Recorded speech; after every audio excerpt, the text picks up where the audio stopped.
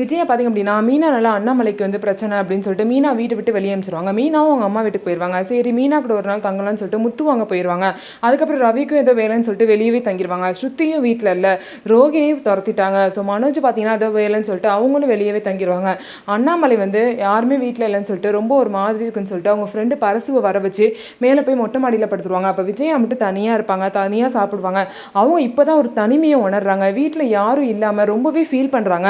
அப்போ தான் மீனாவை நினச்சி பார்க்குறாங்க. நமக்கு முடியாதப்பெல்லாம் மீனா வந்து சூப்லாம் வச்சு கொடுத்து நமக்கு ஊட்டி விட்டு எவ்வளோ அக்கறையாக பார்த்துக்கிட்டா. இப்போ வீட்டில் யாருமே இல்லை, ரொம்ப கஷ்டமாக இருக்குன்னு சொல்லிட்டு விஜயா ஃபீல் பண்ணுறாங்க.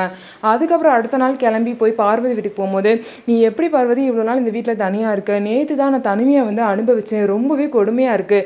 ஆனால் வாழ்க்கையில் யாருக்கும் இந்த தனிமை மட்டும் வந்துடவே கூடாது.